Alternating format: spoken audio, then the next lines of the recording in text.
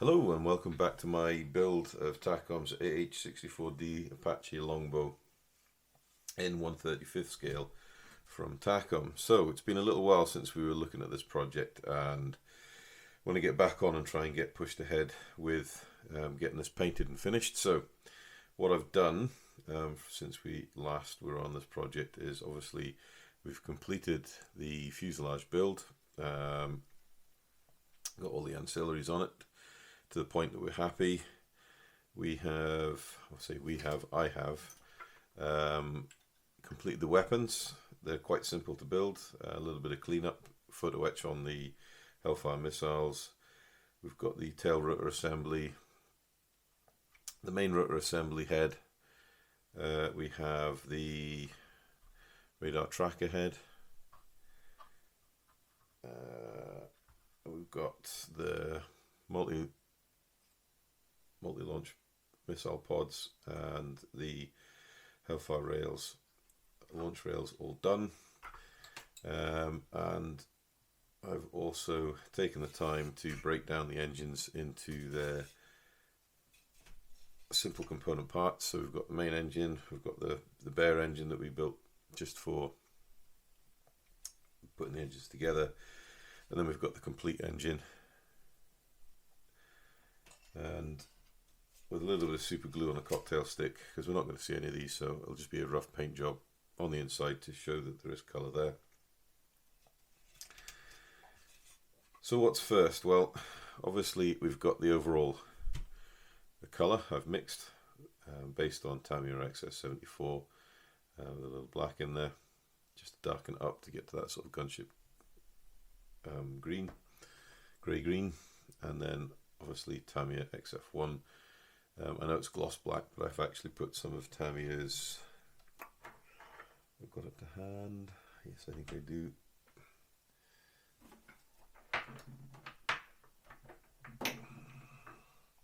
I have a lot of gloss black and I needed matte black for what I was wanting to do, so I've got Tamiya's flat base X21, and that just goes in, takes the gloss shine off and makes it a nice flat colour. So using my venerable but very reliable DeVilbiss airbrush. So this is the DeVilbiss dagger. It's a 3.5mm needle and nozzle setup. Ideal for acrylics. Puts down a really nice spray pattern. A little bit air hungry, but if you've got a compressor with a receiver on it, you'll be okay. I'm going to lay down, first of all, we're going to lay down black so we can finish the black into the canopy. And then I'm going to prime the model. Now I'm going to do some pre-shading, panel line shading to try and help break the model up a bit and add a bit more variation. But to do that, I'm going to do that on top of a grey coat. I'm more than likely going to use some Mr. Surfacer 1500 just to give it a really nice unified coat. But first off, we're going to paint the black, and I'm probably going to paint the engines black and the inside of the engine nacelles black, and a few other bits and bobs, the rotor head assembly, tail rotor assemblies, they're all going to be painted black. And then we'll go on to the Mr. Surfacer's grey. So let's get the airbrush loaded up, and then I'll probably actually just get on and paint the black and come back once I've done that, and then we'll see where we're at. Okay, so we're back, and a slight change in plan. I started spraying the canopy in black just to give it the final black undercoat before I put down a primer coat, and I was really happy with how the paint finishes ended up with using Tamiya gloss black made into a satin black with flat base. So I just carried on priming the whole airframe in black, which I think will actually work for us in this instance. Now the Helo green or Helo grey or whatever you want to call it is quite susceptible to sun fading, as are most military matte-based paints, and these aircraft get a terrible amount of wear, especially with downwash over the rotors. If they're in a dusty or sandy environment, then the upper airframe takes an absolute pasting. So what I actually thought to do would be to do some pre-shading before we go putting down our mix of Hilo Grey. We're going to do some pre-shading with Tamiya XF4 yellow green, and that's purely just to try and help build highlights up. Some of these aircraft, when they're new, they're quite consistent colour, but on operations then I've seen quite a lot of pictures where you're going to get a lot of sun bleaching and fading on the high areas, and then you're going to get a lot of shading, dirt and grime working its way down to the lower areas of the airframe.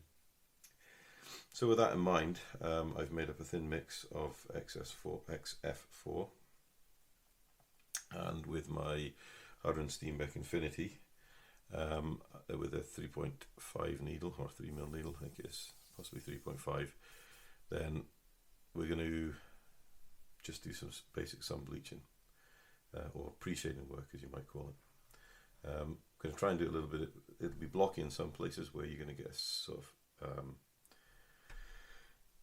constant finish, and then some places it's going to be a little bit blotchy, just to try and get a bit more tonal variation in. Now with the black, it's going to stand out quite nicely. If we'd done it in grey and then used this colour, then it would be a bit more muted, but because this is black, it is going to stand out more, which will help us in the long run when we put down our top coat and then go for some oils and whatnot to weather it. Now I've also taken the time to paint all the engine nacelles, and they've all come out beautifully. The detail is really nice. The raised rivet detail is really nice on this kit, and the black paint really shows it, so I'm really quite happy how it's happened. These are just going to get a dust in with XS4 just to give us a bit of inside colour. Now I know there's a bit of debate about what primer colour or interior colour was used in these aircrafts. I've seen photographs with this kind of a turquoisey blue colour, and I've seen photographs where it is of colour not too dissimilar from XF4, this yellow, green yellow, or yellow green. So it's personal choice. As I said before, I'm not overly fussed about 100% accuracy. It's just the overall finish of the model I'm looking for.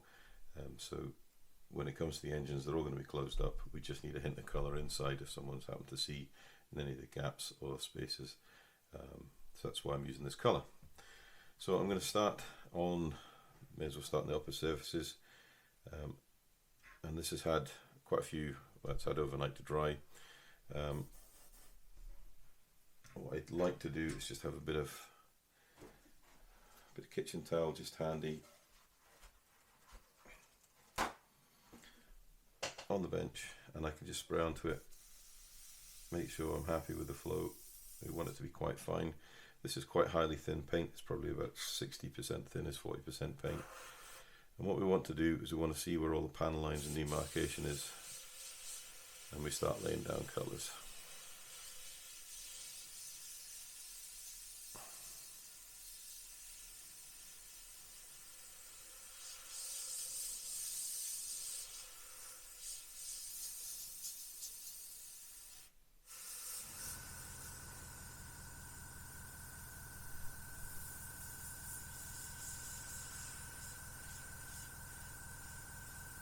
And we can vary the paint.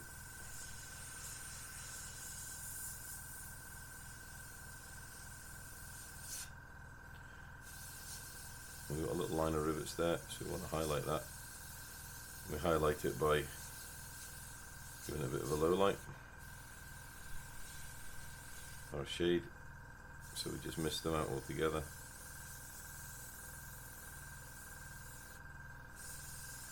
A couple of turnbuckles there and there, so we want to highlight them totally.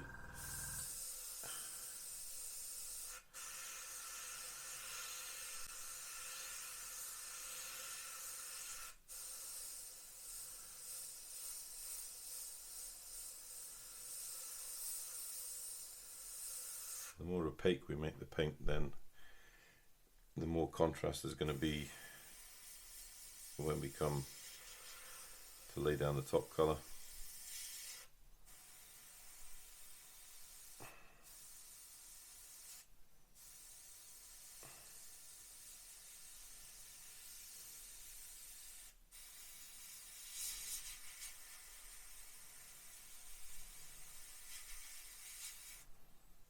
Okay, now if you want a hard demarcation line, what we need to get, and what I should have prepared earlier, is a small strip of card.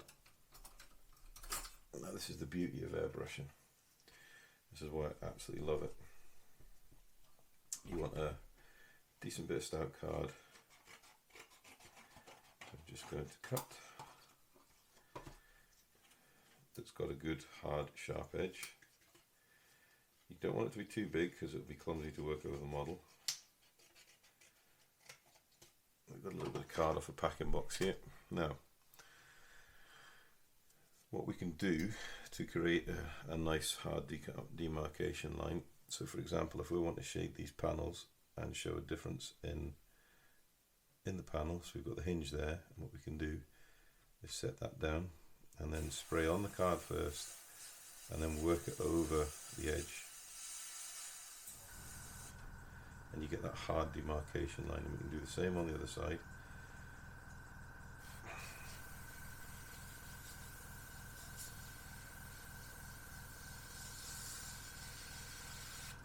That panel wraps around till here.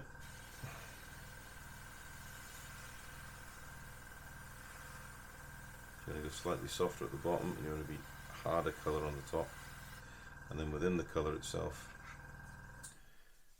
we can do here, and we'll create a hard line here.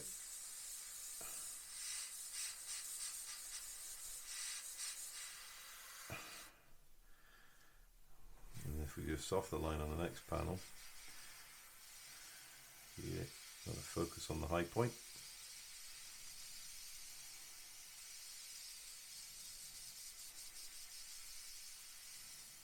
Leave a little shadow in the corners and down the side of the airframe. Same here.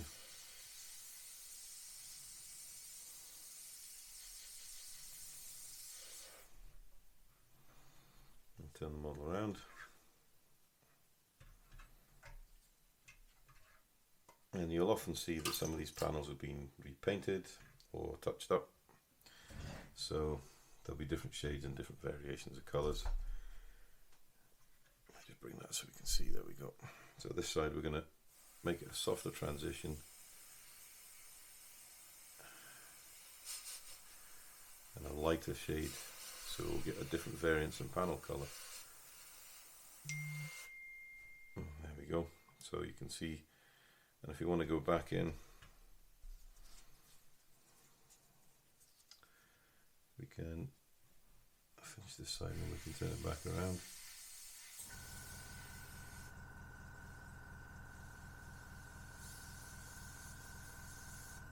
If you're starting to get spots, just take it away from the model, blow the tip off, come back to the model.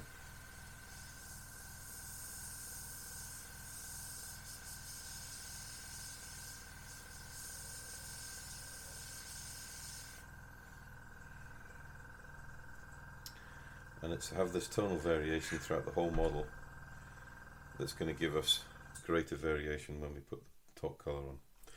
So we want to come back in here and we want to make this line, demarcation line, a little bit more pronounced than the next panel beside it.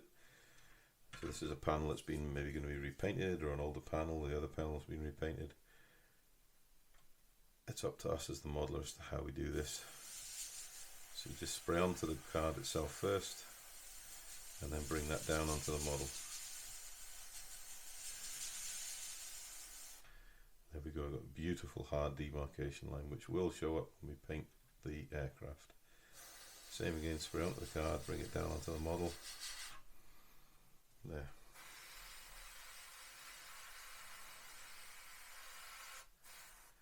Slight shading within the panel, you can see it's slightly darker in the middle and harder around the edges, but that's fine.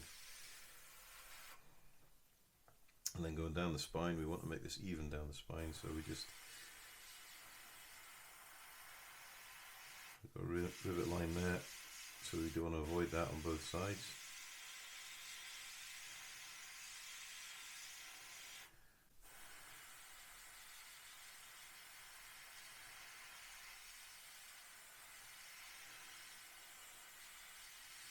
I'm going to make this highlight right down the spine of the aircraft.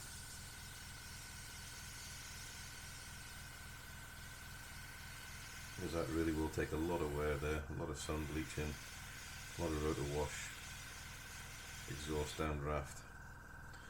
Areas like here, they want to be quite bright, as well as the contours of the airframe.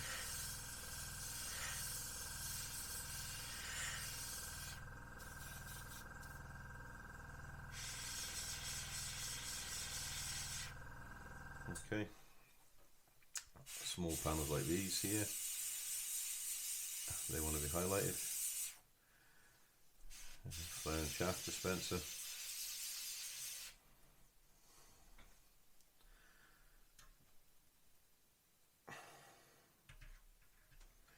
Want a nice even finish on both these sides here.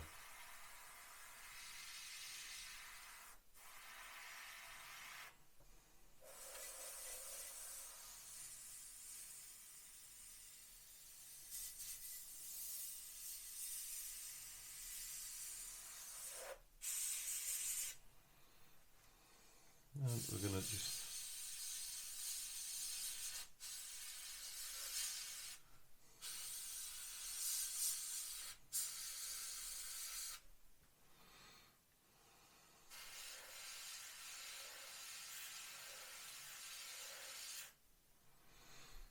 okay, so when we come to the front, then we've got some nice demarcated panels here on the nose.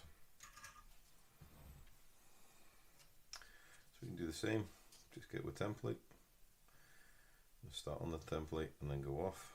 So we'll get this bottom piece of the screen.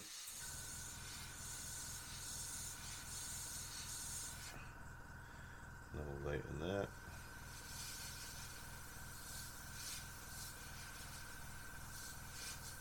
And we're flicking up onto the model.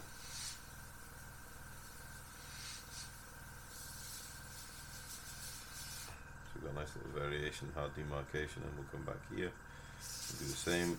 So we want to be careful, we've got a panel there. Same this side here. We'll bring it along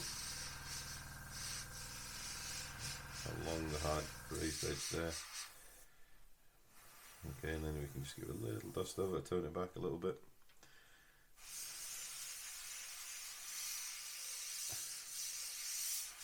We're just trying to catch all the high spots in the areas where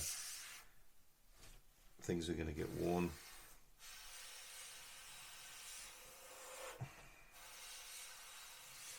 Focus on the hinge tops.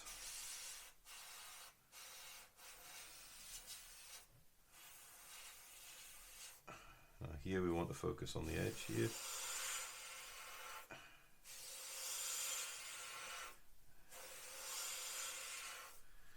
So you're letting it fade off towards the center of the panel.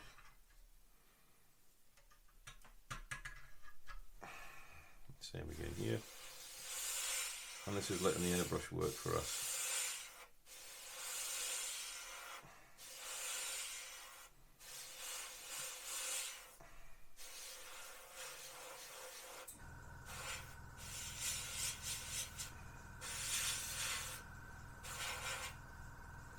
And then when we're looking at areas like the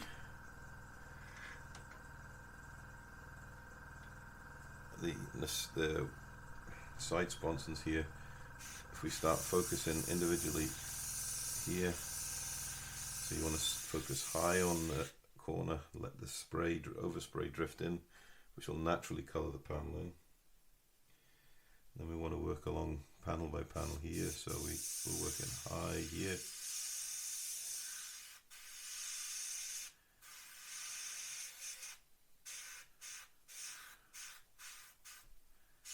Work along.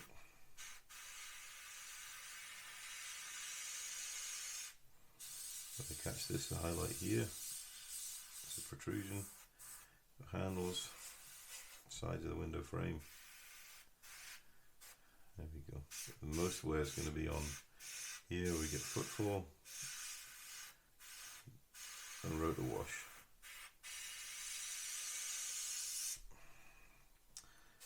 Okay, so I want to concentrate here on the high spots.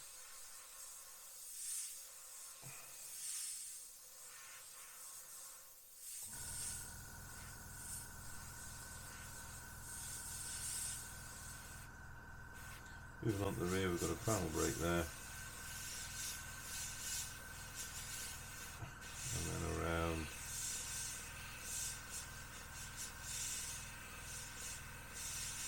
There we go. Corners here.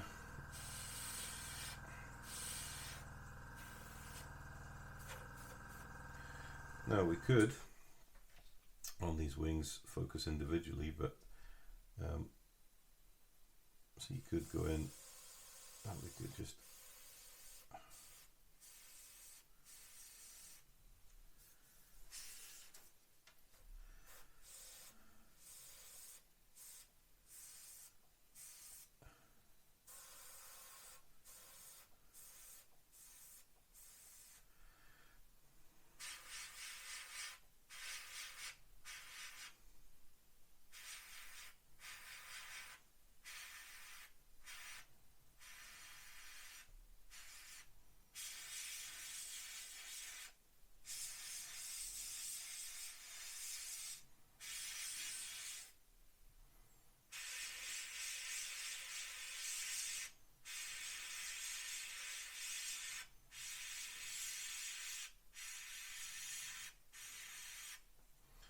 we're starting to block in, we're getting a bit of variation, but what we can also do if we want to make these trailing edges stand out a little bit more,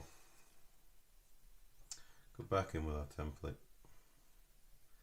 and we'll go and spray off it again to give you that hard demarcation, because there's quite a solid bound line there.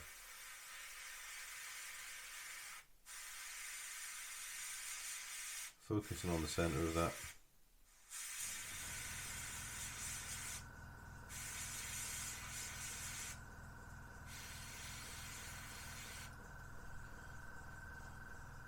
Come back in here softer.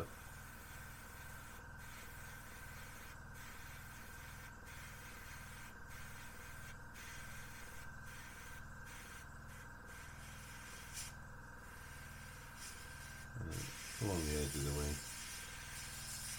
There we go. Now if you want to mute it down a bit, then you can just take the airbrush back a little, give it a light overspray just to help blend the colours in. There we go. So I'm going to go over the rest of this airframe and we'll get it pre-shaded, and then we can come back once we've done it and look at putting a top coat down. Right, so we're back. Just giving the airbrush a quick clean, and here we have a finished primed model, and hopefully you can see that there is, get that in shot properly, a good bit of tonal variation going on there. We've got some panels demarcated. We've got some highlights thrown in, and the shadows now thrown in with the black that's left over. And on the underside we've got the least amount of shadow in, which is fine. So what we've got is my mix of Halo Grey, and I've thinned this quite heavily because I want to build it up in very light coats, and that's purely so we can get a nice transition from the current state of priming and pre-shading we're at to somewhat near a final colour. So using the same airbrush, I want to just lay it down gently area by area. So if we focus on the front end first,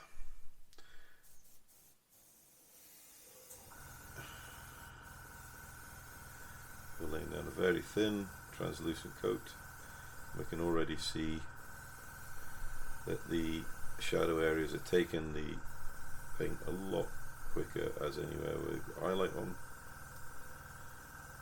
I'm probably spraying at about maybe 25 psi, if that, 20 psi, and we're just moving consistently over the model trying to avoid any heavy overspray anywhere.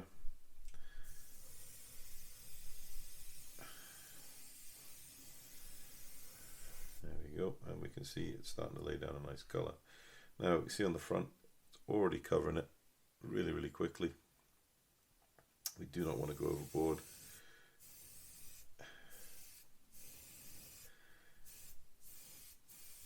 And this is the beauty of priming with black, is anywhere where there's a dark colour showing, it's going to take the dark colour green very easily, which will hopefully then give us the contrast we need on the highlights. Being very careful not to overpaint. If we overpaint, we'll lose the effect and we'll have to go back and lay in highlights when we're finished, which can be done. That would be called post-shading, rather as this pre-shading technique. So on the other side, nice thin consistent coats.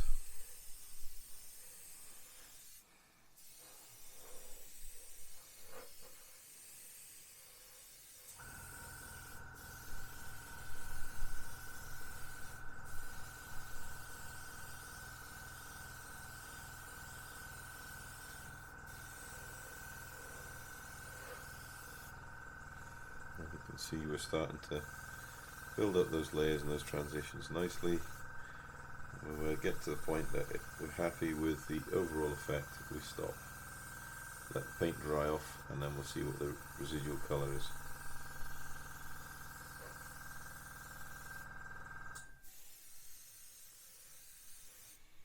As I said before, this Hilo Green is quite a strong colour when it's laid over a black base coat.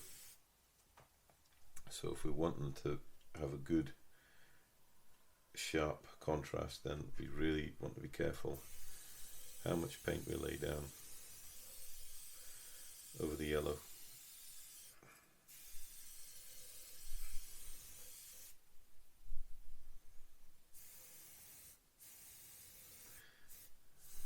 If we need to focus on any specific areas, we can do that. Move down the tail.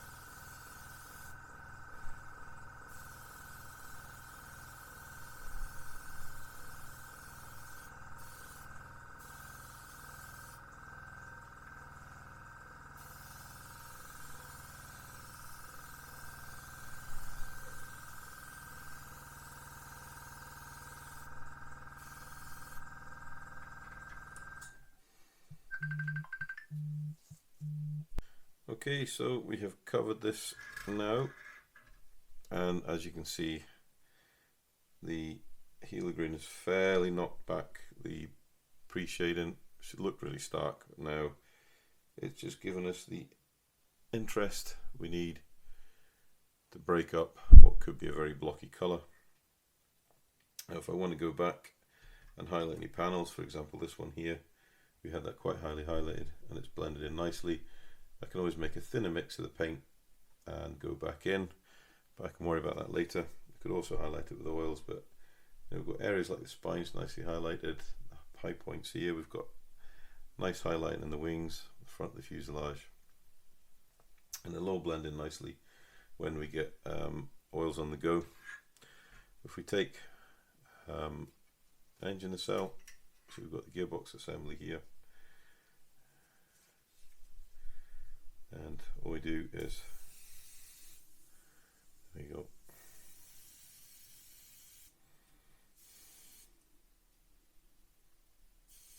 you can see where the black is. It takes the Hilo Green really easily, nicely shaded up.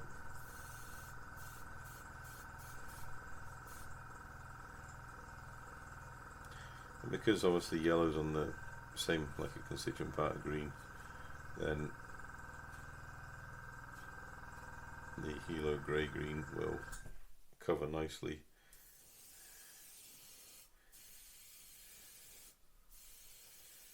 And the more paint you add, obviously the darker colour it will be. We just want an overall.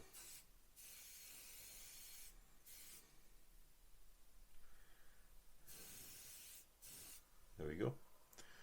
So I'm going to go on and get all these panels painted, and then we can look at the engines and think about getting a gloss coat down before we go for decals. So I'll be back in a moment.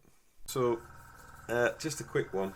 If there's any panels, now that I've painted it all, that we think we've overkilled with the top coat and we've knocked off that variance, then what we can come back is if we add some of the light green to the top coat, come back and do a little bit of post shading, and we'll get a different shade green coming through. If we get our bit of card template, if I can find what I've done with it. It dropped off the table, yes it has. So if we get our card template back, then we can lay that back on the model.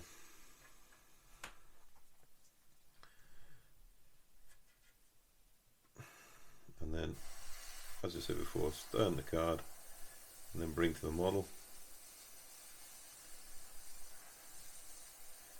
Light coats, working in towards the center of the panel. Same here.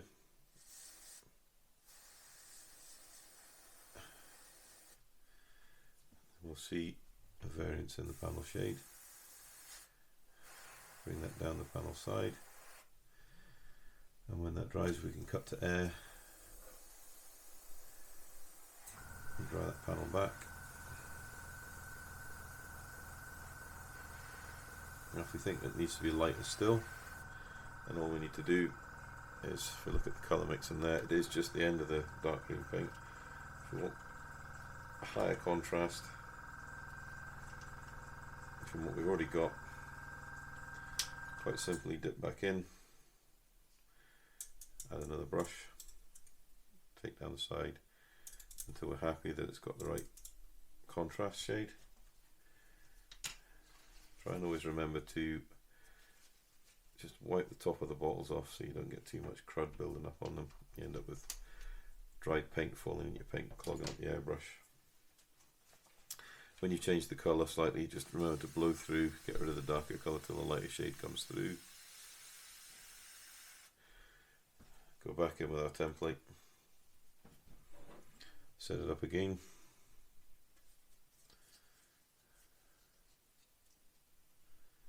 So on the hinge line, start on the card and then bring down to the model. And again here. And the beauty if you use thin paint and you're doing it in slight transitions, then you're not going to go too far too fast. Dry it off. And you can start seeing the difference there in the two panels. And we can go around the whole model if we want to doing that.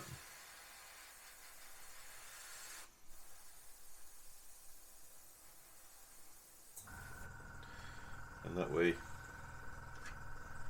we can have a nice bit of variance in the colour tone of panels on the aircraft. And this works for all aircraft, tanks as well. You do it this way. Armour models are really good at high contrast shading. There we go, we've got a different panel now. This has been changed in, and when we do a little bit of an oil work and pan line wash to really demarcate the difference panels, we'll see that we've got a new panel in there. If we wanted to go through the whole airframe like that, now I'm actually quite happy how this airframe has turned out. We dust off there, we dust off there, blend coat. So I think I'm going to call it quits at that. We're going to let this paint dry, and I'm going to put a satin varnish down to seal it, and then we can focus on getting the engines painted and getting the airframe put together for decaling and then some proper final weathering. So till next time guys, happy modelling, catch you later.